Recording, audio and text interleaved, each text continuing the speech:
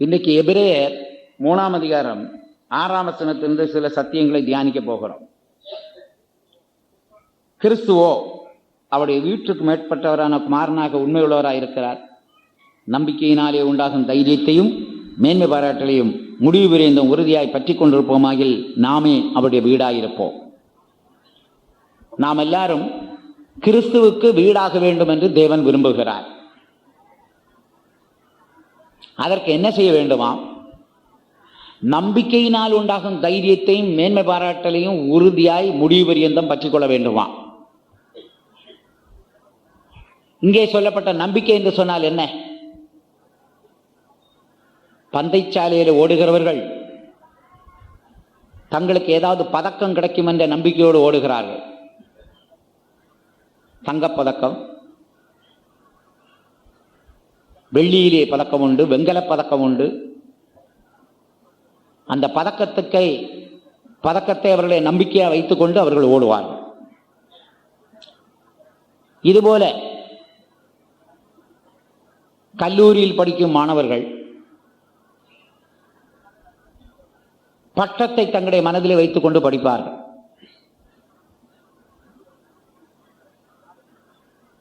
ஆவிக்குரிய ஜீவியத்திலும் நமக்கு ஒரு நம்பிக்கை இருக்க வேண்டும். இந்த நம்பிக்கை என்ன என்று நாம் பார்க்கும்போது 1 தீமோத்தேயு 1ஆம் அதிகாரம் 1ஆம் வசனத்திலே இந்த நம்பிக்கையை பற்றி பேசி இருக்கிறது. வாசிக்க கேட்கலாம். 1 தீமோத்தேயு 1:1.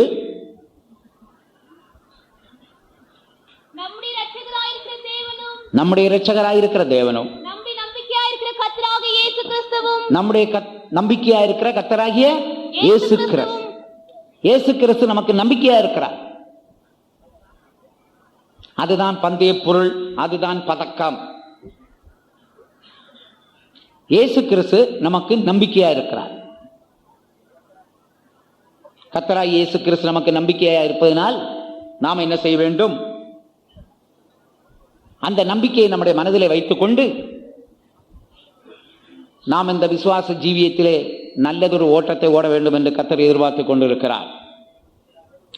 நம்முடைய இரட்சகராயிருக்கிற தேவனும் நம்முடைய நம்பிக்கையாயிருக்கிற கர்த்தராகிய இயேசு கிறிஸ்துவும் என்று அப்போஸ்தலனாகிய பவுல் குறிப்பிடுகிறார். ஆகையினால் பிரியமானவர்களே, இந்த நம்பிக்கை நமக்குள்ளே தைரியத்தை உண்டாக்குகிறதா? தைரியம், மேன்மை பாராட்டல். இயேசு கிறிஸ்து நமக்குள்ளே இருப்பதனால் நமக்குள்ளே உண்டாகிற அந்த தைரியம் என்ன? கொலோசியர் 1ஆம் அதிகாரம் 27ஆம் வசனத்தில் என்ன சொல்லுகிறார்?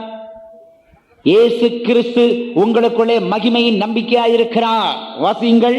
கொலோசியர் 1:27. புறஜாதிகளுக்குள்ளே விளங்கி இந்த ரகசியத்தில் உள்ள மகிமையின் ஐஸ்வர்யம் இன்னதென்று தேவன் தம்முடைய பரிசுத்தவான்களுக்கு தெரியப்படுத்த சித்தமானார்.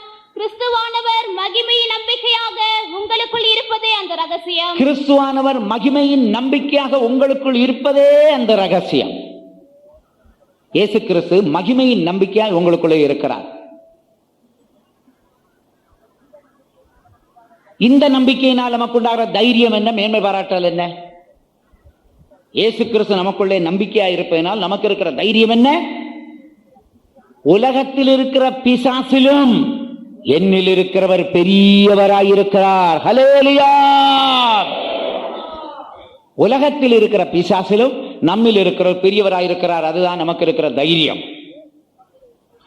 இயேசு நமக்குள்ளே இருப்பதனால் இருக்கிற மேன்மை பாராட்டல் என்ன?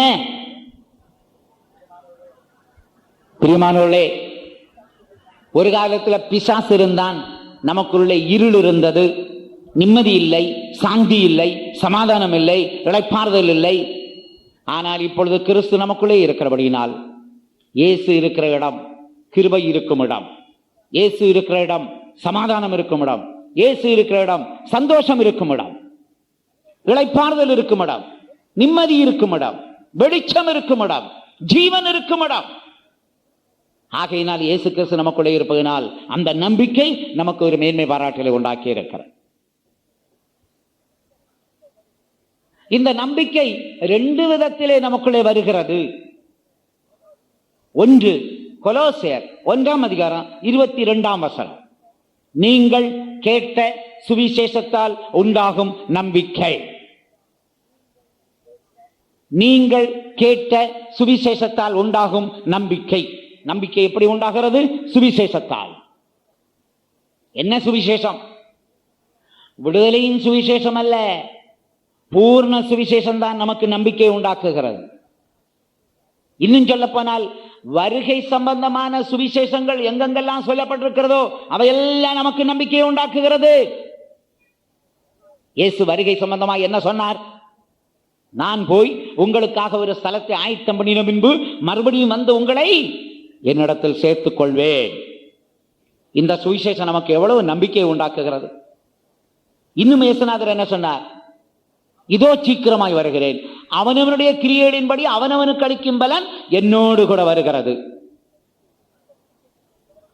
அந்த சுவிசேஷம் நமக்கு எவ்வளவு நம்பிக்கையை உண்டாக்குகிறது. பிரியமானவர்களே, இப்படி வருகை சம்பந்தமான வார்த்தைகள் நமக்கு நம்பிக்கையை உண்டாக்குகிறது. அப்போஸ்தலனாகிய பவுல் நம்பிக்கையை உண்டாக்கக்கூடிய வார்த்தைகளை என்ன சொன்னார்? கர்த்ததாமே ஆரவாரத்தோடும் பிரதான தூதனுடைய சத்தத்தோடும் தேவ எக்காலத்தோடும் இறங்கி வருவார். அப்பொழுது கிறிஸ்துவுக்குள் மரித்தவர்கள் முதலாவது எழுந்திருப்பார்கள். பின்பு உயிரோடு இருக்கும் நாமும் எடுத்துக் கொள்ளப்பட்டு எப்போதும் கர்த்தரோடு கூட இருப்போம். இந்த வசனம், இந்த சுவிசேஷம் நமக்கு எவ்வளவு நம்பிக்கை உண்டாக்குகிறது. மரித்தவர்கள், கிறிஸ்துவுக்குள் மரித்தவர்கள் உயிரோடு எழும்புவார்கள் என்று சொல்லக்கூடிய அந்த வசனம் எவ்வளவு நம்பிக்கையை உண்டாக்குகிறது. ஆகையினால் மரிக்கிறவர்கள் நம்பிக்கையோடு மரிக்கலாம். ஏன்? இயேசு கிறிஸ்து வரும் பொழுது நான் உயிரோடு எழும்புவேன் என்ற நம்பிக்கையோடு கூட அவர்கள் மரிப்பார்கள். ஆனால் ஒன்று, மரிக்கிறவர்கள் கிறிஸ்துவுக்குள்ளே மரிக்க வேண்டும். கிறிஸ்துவுக்குள் மரித்தால் நிச்சயமாக இயேசு வரும் பொழுது உயிரோடு எழும்பலாம். இனிமேல் உயிரோடு இருக்கிறவர்களுக்கு நம்பிக்கையான ஒரு வார்த்தையை சொல்லி தருகிறார். 1 கொரிந்தியர் 15ஆம் அதிகாரம் 51ஆம் வசனம். நாம் எல்லாரும் நித்திரை அடைவதில்லை, கடைசிய காலம் தொனிக்கும், அப்பொழுது ஒரு நிமிஷத்திலே ஒரு பொழுதிலே நாம் எல்லாரும் மர்வமாவோம். உயிரோடு இருப்பவர்களுக்கு எவ்வளவு ஒரு நம்பிக்கையான வசனம். ஆகையினால் சுவிசேஷம் நமக்கு நம்பிக்கையை உண்டாக்குகிறது.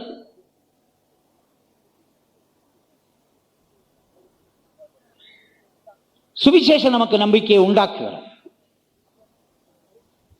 அப்போஸ்தலனாகிய பேதுரு, அப்போஸ்தலனாகிய யோவான் இவர்கள் எல்லாரும் நம்பிக்கையை உண்டாக்கக்கூடிய சுவிசேஷத்தை நமக்கு சொல்லி தந்திருக்கிறார்கள், வருகையை பற்றி. ஆகையினால் சுவிசேஷம் நமக்கு நம்பிக்கையை உண்டாக்குறது என்பதை விளங்கிக் கொண்டோம். இப்பொழுது அப்போஸ்தலனாகிய பவுல் இன்னொரு விதத்திலே நம்பிக்கை உண்டாகக்கூடிய ஒரு வழியை சொல்லுகிறார். வாசிப்போம். ரோமர் 5ஆம் அதிகாரம்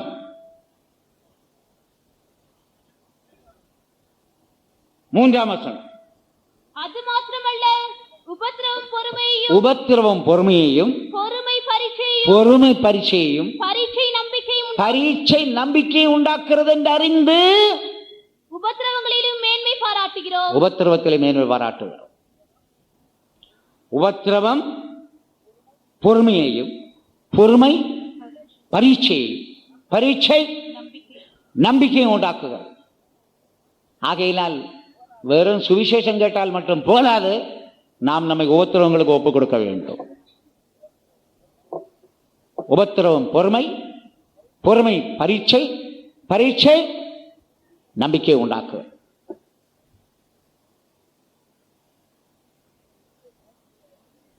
இங்கே பரீட்சை என்று சொல்லக்கூடியதான வசனம் ஆங்கிலத்தில் எக்ஸ்பீரியன்ஸ் என்று சொல்லி இருக்கிறது, அனுபவம். அப்படியானால் உபத்திரவம் பொறுமையையும், பொறுமை அனுபவத்தையும், அனுபவம் நம்பிக்கையை உண்டாக்குகிறார். இதை வாசிக்கும் பொழுதெல்லாம் எனக்கு யோபுவின் ஞாபகம் தான் வருது. அவன் உபத்திரப்பட்டான், பொறுமையாயிருந்தான், அனுபவசாலியாக இருந்தான், நம்பிக்கை உடையவனாய் மாறினான். எப்படி உபத்திரப்பட்டான்? அவனுடைய ஆவி ஆத்ம சரீரத்தில் உபத்திரவங்கள் வந்தது. ஆத்மாவுக்கு உண்டான உபத்திரவம் என்ன? இழப்பு செய்தி, சாவு செய்தி. ஆடுகள், மாடுகள், ஒட்டகங்கள், கழுதைகள், குமாரர்கள், குமாரத்திகள், வேலைக்காரர்கள், வேலைக்காரிகள் இவர்கள் எல்லாரும் மடிந்து போனது, இவர்களை எல்லாரையும் இழந்தது, சாவு செய்து, அழிவு செய்தி, இதெல்லாம் அவன் ஆத்மாவுக்கு வந்த உபத்திரவம். ஆகையினால் தான் சாவு செய்திகளை கேட்கும் பொழுது, இழப்பு செய்திகளை கேட்கும் பொழுது சிலர் நெஞ்சை பிடித்துக் கொள்கிறார். ஐயோ, தாங்க முடியவில்லையே, தாங்க முடியவில்லையே.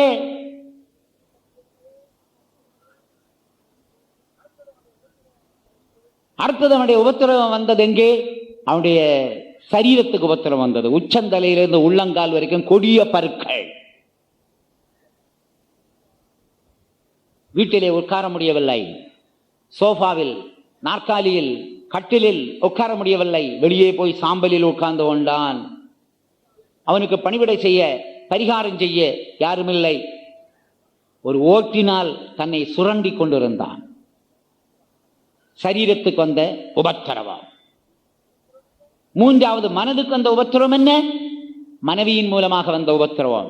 தேவனை தூஷித்து ஜீவனை விடு. மனதுக்கு வந்த உபத்திரவம்.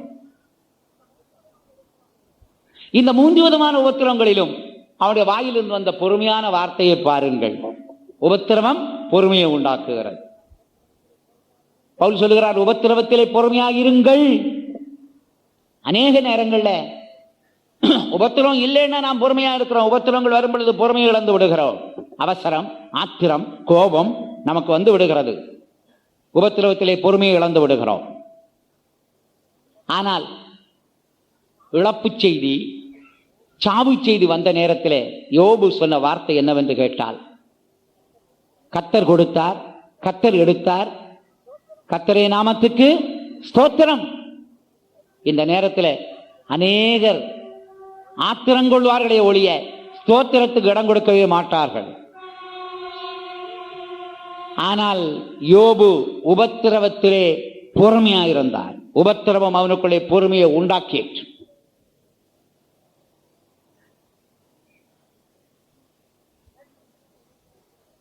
சரீரத்துக்கு வந்த உபத்திரவத்திலே அவன் பொறுமையோடு சொன்ன வார்த்தை என்ன? என் தோல் முதலானவர்கள் அழுகி போனாலும் அந்நிய கண்களால் அல்ல, என் கண்களால் என் மீட்பரை காண்பேன். மனதுக்கு வந்த உபத்திரவத்தில் அவன் பொறுமையோடு சொன்ன வார்த்தை என்ன? தேவனிடத்தின் நன்மையை பெற்ற நாம் தீமையை அனுபவிக்க வேண்டாமா? பாருங்கள், உபத்திரவம் பொறுமையை உண்டாக்கிற்று. பொறுமை அனுபவத்தை உண்டாக்கிற்று. என்ன அனுபவம்? யோபு சொல்லுகிறான், நான் சோதித்த பின் என்ன பொன்னாய் விளங்குவேன், சுத்த பொன்னாய் விளங்குவேன் என்று சில மொழிபெயர்ப்பில் எழுதியிருக்கிறது. நான் சோதிக்கப்பட்ட பின்பு சுத்த பொன்னாய் விளங்குவேன். அதுதான் யோபுவின் அனுபவம். உபத்திரவம் பொறுமையையும், பொறுமை அனுபவத்தையும் உண்டாக்குகிறது. இனிமேல் அந்த அனுபவம் நம்பிக்கையை உண்டாக்குகிறது. என்ன நம்பிக்கை? அவனுடைய நம்பிக்கையான வார்த்தையை பாருங்க. என் மீட்பர் உயிரோடு இருக்கிறார், என் மீட்பர் உயிரோடு இருக்கிறார். அதுதான் அவனுடைய நம்பிக்கை வார்த்தை. அவர் கடைசி நாளில் உலகத்தை நியாயம் தீர்ப்பார். அது அவனுடைய நம்பிக்கையின் வார்த்தை. ஆகையினால் இயேசு கிறிஸ்துவின் பகிரங்க வருகை, வெளியரங்கமான வருகையை பற்றி அவன் வெளிப்பாடு பெற்றிருக்கிறான்.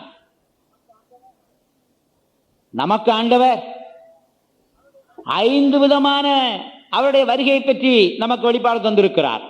யோபு கடைசி நியாய தீர்ப்பிலே அவர் வெளிப்படுவதை பற்றி சொல்லுகிறான். இயேசு நியாயாதிபதியாய், கர்த்தர் நியாயாதிபதியாய், என் மீட்பர் நியாயாதிபதியாய் வெளிப்படுவார் என்று கூறுகிறான். நாம் அப்படி அல்ல. முதலாவது இயேசு இரட்சகராய் வெளிப்பட்டார் என்று சொல்லிக் கொண்டிருக்கிறோம். இரண்டாவது இயேசு மணவாளனாய் வெளிப்படுவார் என்று சொல்லுகிறோம். மூன்றாவது இயேசு நம்முடைய நண்பனாய், தோழனாய் வெளிப்படுவார் என்று சொல்லுகிறோம். நாலாவது இயேசு ராஜாதி ராஜாவாய் வெளிப்படுவார் என்று சொல்லுகிறோம். ஐந்தாவது தான் அவர் நியாயாதிபதியாய் வெளிப்படுவார். ஆனால் யோபுக்கு அந்த வெளிப்பாடு இல்லை. ஆகையினால் அந்த கர்த்தர் நியாயாதிபதியாய் வெளிப்படுவார் என்று கூறுகிறார். அவர் கடைசி நாளில் பூமியை நியாயம் தீர்ப்பார். பாருங்கள், உபத்திரவம் பொறுமையையும், பொறுமை அனுபவத்தையும், அனுபவம் நம்பிக்கையும் உண்டாக்கும் என்று அறிந்து உபத்திரவங்களிலே மேன்மை பாராட்டுகிறோம். ஆகையினால் நம்பிக்கை உண்டாக வேண்டுமா? சுவிசேஷத்தினாலும் நம்பிக்கை உண்டாகிறது, உபத்திரவங்களினாலும் நம்பிக்கை உண்டாகிறது. ரெண்டு விதத்தில் கர்த்தர் நமக்கு உள்ள நம்பிக்கையை உண்டாக்குகிறார்.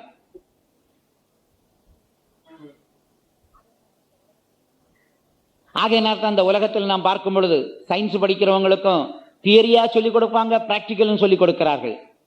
டெக்னிக்கல் கோர்ஸ் படிக்கிறவங்களுக்கும் தியரியும் சொல்லிக் கொடுக்கிறார்கள், பிராக்டிக்கலும் சொல்லிக் கொடுக்கிறார்கள். ஏன்? கொள்கை ரீதியாய், தத்துவ ரீதியாய் கேட்கும் பொழுது அவர்களுக்குள்ள ஒரு விசுவாசம் உண்டாகும். அதே காரியத்தை அவர்கள் பயிற்சியிலே, அனுபவத்திலே கொண்டு பொழுது கூட அவர்களுக்கு விசுவாசம் உண்டாகிறது.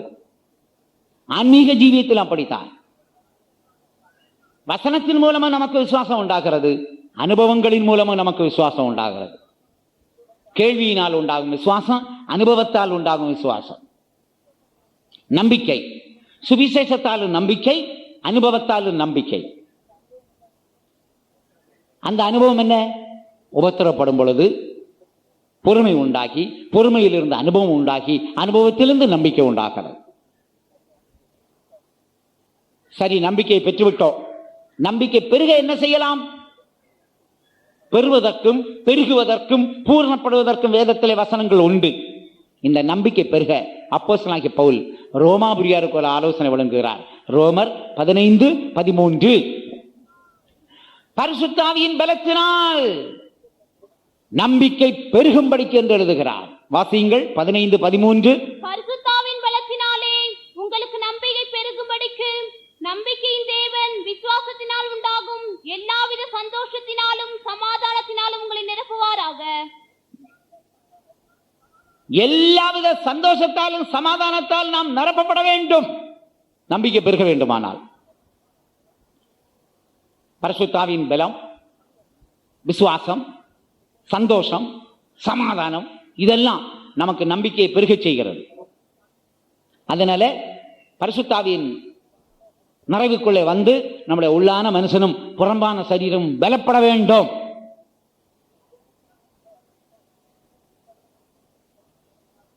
இந்த உலகத்திலே நம்முடைய சரீரம் பலப்படாவிட்டால் எப்படி இயேசு வரும் பொழுது நம்முடைய சரீரம் பலப்பட்டு எல்லா வானங்களுக்கும் மேலாய் போக முடியும்? இந்த நாட்களிலே நம்முடைய சரீரம் உயிர்ப்பிக்கப்படாவிட்டால் எப்படி இயேசு கிறிஸ்து வரும் பொழுது உயிரோடு எழும்ப முடியும்? ஆகையினால் எல்லாவற்றையும் நாம் இந்த உலகத்தில் அனுபவிக்க வேண்டும். பரிசுத்த ஆவியின் பலத்தினாலே நம்பிக்கை பெருகும்படிக்கு விசுவாசத்தினால் உண்டாகும் சந்தோஷத்தாலும் சமாதானத்தாலும் தேவன் உங்களை நிரப்புவாராக. அதனால நம்பிக்கை பெருகணும்னா சந்தோஷத்துல நிரம்பிக் கொண்டிருங்க, சமாதானத்தால் நிரப்பப்பட வேண்டும். அப்பொழுது நம்முடைய நம்பிக்கை பெருகிக் கொண்டே இருக்கும். சந்தோஷம் குறைந்து போனால் நம்பிக்கையும் குறைந்து போகும், சமாதானம் குறைந்து போனால் நம்பிக்கை குறைந்து போகும்.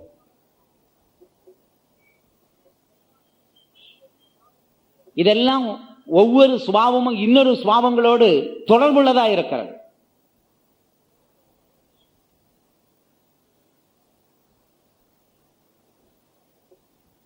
இந்த மருத்துவத்திலே சொல்லுவார்களே, கண்ணுக்கும் மூக்குக்கும் காதுக்கும் தொடர்பு இருக்குன்னு சொல்லுவாங்களே, அதனால தான் அந்த மூணையும் ஒன்னா ட்ரீட்மெண்ட் எடுக்கிறதுக்கு அவங்க படிச்சு வச்சிருக்காங்க. கண்ணில் ஏதாவது வந்துன்னா காதை பாதிக்குது, காதுக்கு ஏதாவது வந்தா மூக்கிலையும் பாதிப்பு உண்டாகுது. இந்த மூணுக்கும் தொடர்பு இருக்கு. இதுபோல ஆவிக்குரிய சில சுபாவங்கள் இன்னொரு சுபாவத்தோடு தொடர்புள்ளது. நம்பிக்கையில் பெருகும்படி விசுவாசத்தால் உண்டாகும் சமாதானத்தாலும் சந்தோஷத்தாலும் நிரப்புவாராக. இப்ப பரிசுத்த ஆவியின் பலன் வேணும். சந்தோஷம், சமாதானம், விசுவாசம் எல்லாம் இருந்தா நம்பிக்கை பெருகிக் கொண்டே இருக்கும். ஏனென்றால் நமக்குள்ள இருக்கிற ஆவியானவர் சொல்லித் தருவார். இயேசு சொன்னது உண்மை, அவர் சீக்கிரமாய் வரப்போகிறார், வரப்போகிறார். அவர் ஆயத்தம் பண்ணி கொண்டிருக்கிறார், ஆயத்தம் பண்ணி கொண்டிருக்கிறார். திரும்ப வந்து உங்களை சேர்த்துக் கொள்வார். இயேசு சொன்ன எல்லாவற்றையும் பரிசுத்த ஆவியானவர் நினைப்பூட்டுகிறார். ஆகையினால் நமக்குள்ளிருந்து நினைப்பூட்டக்கூடிய ஒரு பரிசுத்த ஆவி இருப்பது எவ்வளவு நன்மை. அந்த பரிசுத்த ஆவியானவருக்கு எல்லாரும் கரங்களை உயர்த்தி ஒரு அல்லேலூயா சொல்லுவோம்.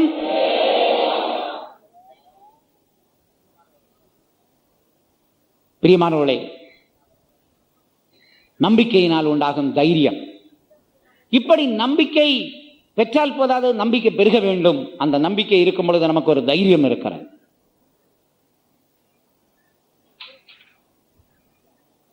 கிறிஸ்து மகிமையின் நம்பிக்கையாய் நமக்குள்ளே இருப்பதனால் நீங்கள் யாரும் பிசாசுக்கு பயப்பட வேண்டாம். பிசாசு உங்களோடு பேசினால், பயமுறுத்தினால் சொல்லுங்கள், உலகத்தில் இருக்கிற உன்னிலும் என்னில் இருக்கிறவர் பெரியவராயிருக்கிறார். உடனே ஓடி போவான். கிறிஸ்து மகிமையின் நம்பிக்கையாய் உங்களுக்குள்ள இருப்பது ஒரு ரகசியம். அந்த நம்பிக்கை நமக்கு எவ்வளவு தைரியத்தை உண்டாக்குகிறது.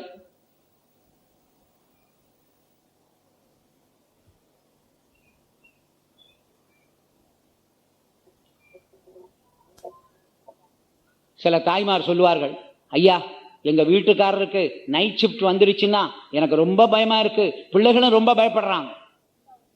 ஏன்? அப்பா இருந்தா ஒரு தைரியம்.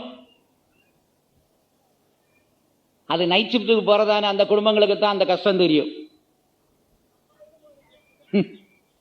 அப்ப அப்பா இருந்தா ஒரு தைரியம், புருஷன் இருந்தா ஒரு தைரியம்.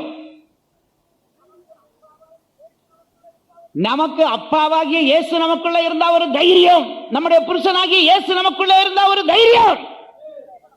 உலகத்தில் இருக்கிற பிசாசு நம்மளை ஒண்ணுமே பண்ண முடியாது. ஆகையினால் நம்பிக்கை எவ்வளவு தைரியத்தை உண்டாக்குகிறது. அவர் நமக்குள்ள இருந்தால், அவர் யார்? அவர் சேனாதிபதி, ராஜாதி ராஜா, கத்தாதி கத்தா. அவர் நமக்குள்ளே இருக்கும் பொழுது நாம் பயப்பட வேண்டிய அவசியம் இல்லை. கரங்களை வைத்து சத்தமா ஒரு அல்லேலூயா சொல்லிடுவோம். நம்பிக்கை நமக்கு தைரியத்தை உண்டாக்குகிறது. நம்பிக்கையினால் உண்டாகும் தைரியம். இனிமேல் அந்த நம்பிக்கை நமக்கு மேன்மை பாராட்டலை உண்டாக்குகிறது. மேன்மை பாராட்டல், போஸ்டிங், மேன்மை பாராட்டல். இந்த மேன்மை பாராட்டலை பற்றி பவுல் சில இடங்களில் எல்லாம் எழுதுகிறார். முதலாவதாக ரோமர் 5ஆம் அதிகாரத்திலே சில மேன்மை பாராட்டலை பற்றி அவர் சொல்லுகிறார். 5ஆம் அதிகாரம் 1ஆம் வசனம் முதல்ல படிங்க. இவ்விதமாக நாம் விசுவாசத்தினால் 5:11 அதுவுமல்லாமல் இப்பொழுது ஒப்புரவாகுதலை நமக்கு கிடைக்க பண்ணின நம்முடைய கர்த்தராகிய இயேசு கிறிஸ்து மூலமாய் நாம் தேவனை பற்றியும் மேன்மை பாராட்டுகிறோம். யாரை பற்றி மேன்மை பாராட்ட வேண்டும்? தேவனை பற்றி. நம்முடைய தேவனை பற்றி நாம் மேன்மை பாராட்ட வேண்டும். அந்த தேவன் என்ன செய்தார்? இந்த மேன்மை பாராட்டுறதுனா என்ன? முதல்ல மேன்மை பாராட்டுறதுனா என்னன்னு அறிஞ்சாத்தானே மேன்மை பாராட்ட முடியும். 1 நாளாகமம் 16ஆம் அதிகாரம் 35ஆம் வசனம் வாசியுங்கள். 1 நாளாகமம் 16:35.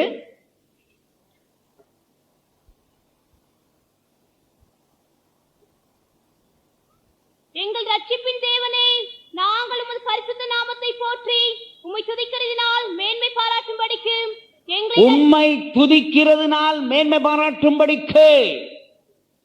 அப்ப ஆண்டவரை மேன்மை பாராட்டுறது எப்படி? அவரை துதிக்கணும். ஸ்தோத்திரிக்கிறது வேற, துதிக்கிறது வேற. ஸ்தோத்திரம்னு சொன்னா என்ன? என் ஆத்துமாவை கர்த்தரை ஸ்தோத்திரி, அவர் செய்த சகல உபகாரங்களையும் மறவார். கடந்த நாட்கள் ஆண்டவர் செய்த நன்மைகளை நினைச்சு நன்றி செலுத்துறது தான் ஸ்தோத்திரம். துதிக்கிறதுனா என்ன? ஆண்டவருடைய வல்லமை, மகத்துவம், மேன்மை இவைகளை நாம் புகழுவதுதான் துதிப்பது. பாட்டினாலும் துதிக்கலாம், சாட்சியிலும் துதிக்கலாம், பிரசங்கத்திலும் துதிக்கலாம். ஆண்டவரை புகழலாம், உயர்த்தலாம், மேன்மைப்படுத்தலாம்.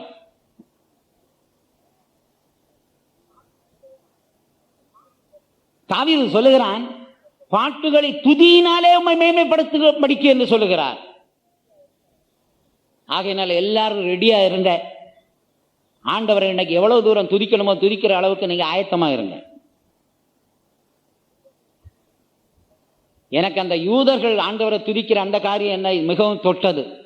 எப்படி துதிப்பாங்க தெரியுமா? ஆண்டவரை புகழ்ந்து புகழ்ந்து புகழ்ந்து புகழ்ந்து புகழ்ந்து புகழ்ந்து பலவீனப்பட்டு மயக்கம் போட்டு கீழே விழுற வரைக்கும் துதிப்பானா. நீங்களும் நாங்களுமோ சோனாங்கிகள், சோம்பேறிகள். சரிதானே?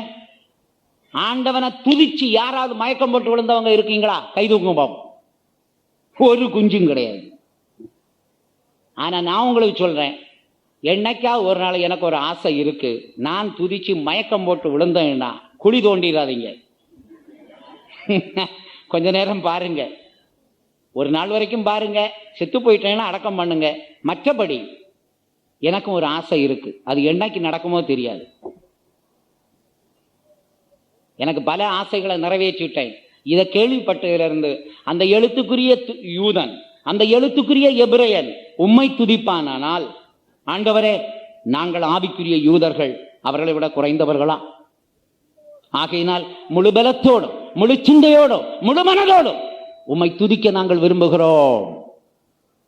கர்த்தர் என்னைக்காவது ஒரு தருணம் அப்படி தருவார்.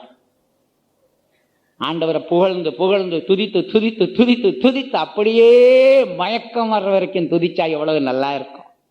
அப்படியே செத்து போனா எவ்வளவு நல்லா இருக்கும். பரலோகராஜ்யம் போய் சேர்ந்துடலாம். கரங்களை வைத்து அல்லேலூயா சொல்லுவா.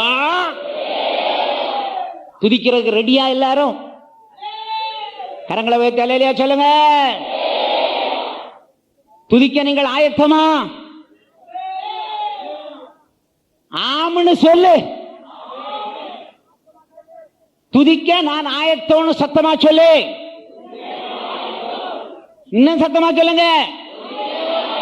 இன்னும் சத்தமா சொல்லுங்க. அல்லேலூயா. அப்படி முழு ஜீவனை கொடுத்து பலனை கொடுத்து துதிக்கும் பொழுதுதான் கர்த்தர் கிரியை செய்ய ஆரம்பிக்கிறார். அதுதான் தாவீது துதித்தான். முழு பலத்தோடும் நடனமாடினான், முழு பலத்தோடு. ஆகையினால் தாவீது சொல்லுகிறான், ஆண்டவரே உம்மை துதித்து நாங்கள் மேன்மை பாராட்டும்படிக்கு. இப்ப பவுல் சொல்லுகிறார், தேவனை பற்றி நாங்கள் மேன்மை பாராட்டுகிறோம். ஏன் தேவனை பற்றி மேன்மை பாராட்ட வேண்டும்? அந்த தேவன் எங்களுக்காக எல்லாவற்றையும் ஆயத்தம் பண்ணி வைத்திருந்தார். அந்த தேவன் நம்மை அவருடைய சாயலின்படி ரூபத்தின்படி உண்டாக்கினார். அந்த தேவன் தன்னுடைய ஜீவ சுவாசத்தை நமக்குள்ளே ஊதினான், நமக்குள்ளே ஜீவ ஆத்மாவை உண்டாக்கி இருக்கிறார். அந்த தேவன் நமக்கு எல்லாவற்றையும் தந்திருக்கிறார். அந்த தேவன் நம்மை நேசித்து தன்னுடைய சொந்த குமாரனையும் தரவில்லையா?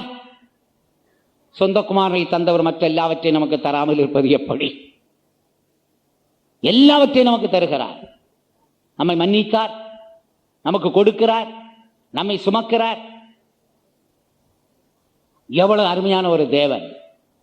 ஆகையினால் நாம் தேவனை பற்றி மேன்மை பாராட்ட வேண்டும் என்று முதலாவது காரியம் சொல்லி தருகிறார். இரண்டாவது மேன்மை பாராட்டக்கூடிய காரியம் என்ன? வாசியுங்கள். இரண்டாவது நாம் மேன்மை பாராட்டக்கூடிய காரியம்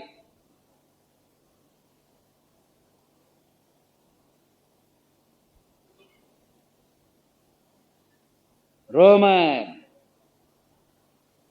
15 அதிகாரம் 17 வசனம் வாசியுங்கள்.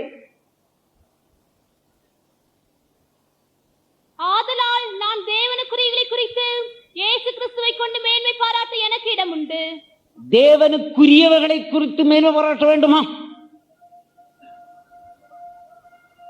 தேவன் உங்களுக்கு என்னென்ன கொடுத்தாரோ அதை குறித்து மேன்மை பாராட்ட வேண்டுமா?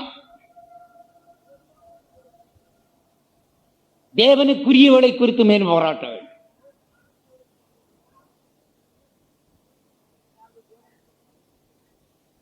முதலாவது தேவனை பற்றி, அடுத்தது தேவனுக்குரியவர்களை குறித்து மேன்மை பாராட்ட வேண்டும்.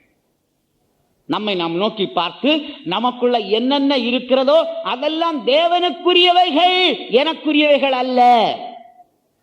ஞானம் தேவனுக்குரியது, அறிவு தேவனுக்குரியது, அன்பு தேவனுக்குரியது, விசுவாசம் தேவனுக்குரியது, கிருபை தேவனுக்குரியது, பலம் தேவனுக்குரியது, சமாதானம், சந்தோஷம், இளைப்பாறுதல் எல்லாம் தேவனுக்குரியது. தேவனுக்குரியவர்களை குறித்து மேன்மை பாராட்டுங்கள்.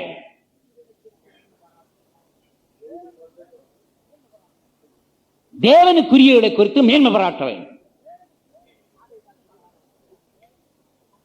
ஆகையினால் பிரியமானவர்களே, கர்த்தர் உங்களுடைய வாழ்க்கையில என்னென்ன தந்தாரோ அதையெல்லாம் நீங்கள் ஞாபகப்படுத்தி கர்த்தரை துதிக்க வேண்டும்.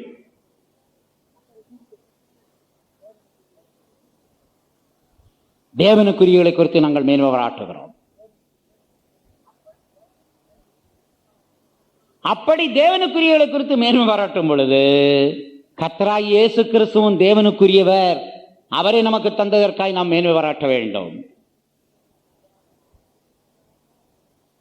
முதலாவது தேவனை பற்றி மேன்மை பாராட்டணுமே. இரண்டாவது கர்த்தராகிய இயேசு குறித்து நாம் மேன்மை பாராட்ட வேண்டும்.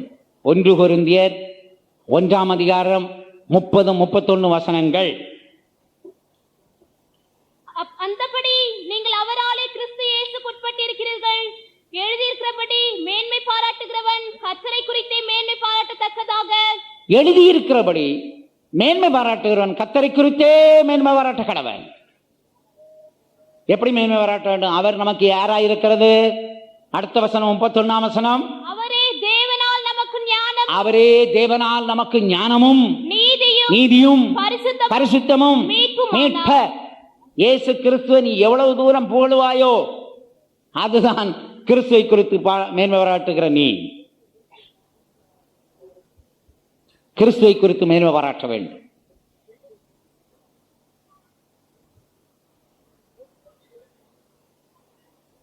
இயேசு கிறிஸ்து உனக்கு யார்? அவரை குறித்து நீ எப்படி மேன்மை பாராட்ட போகிறாய்? இயேசுவே, நீர் தான் எனக்கு இரட்சகர், நீர் தான் பரிகாரி, நீர் என்னை அபிஷேகிக்கிறவர், நீர் எனக்கு மேய்ப்பர், நீர் திராட்சை செடி, நீர் கிருபாசனம், நீர் பிரதான ஆசாரியன், நீர் எனக்கு நண்பன், நீர் எனக்கு புருஷன், நீர் எனக்கு மணவாளன், நீர் எனக்கு ராஜாதி ராஜா, நீ கத்தாதி கத்தா, நீர் தான் மூலைக்கல், நீர் எல்லாவற்றுக்கெல்லாம். எவ்வளவு தூரம் இயேசுவை பற்றி நீ சொல்ல முடியுமோ சொல்லிக்கொண்டே இரு. கர்த்தரை துதித்து அவர்களை மேன்மை பாராட்ட கடவர்கள்.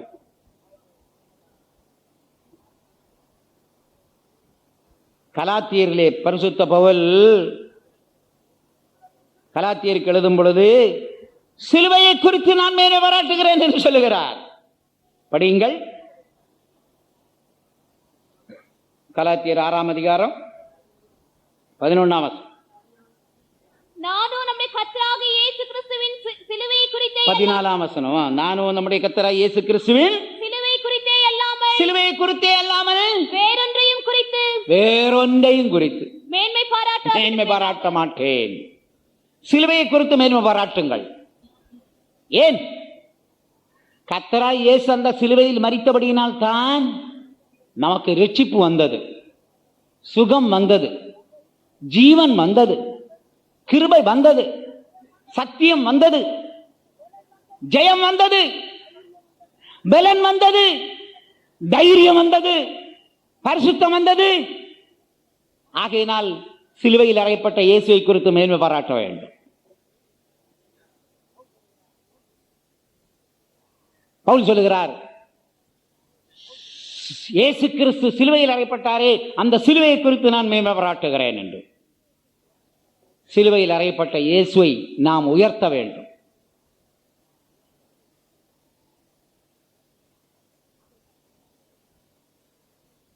ஆகையினால் பிரியமானவர்களே, தேவனை குறித்து மேன்மை பாராட்டுங்கள், கர்த்தராகிய இயேசுவை குறித்து மேன்மை பாராட்டுங்கள்.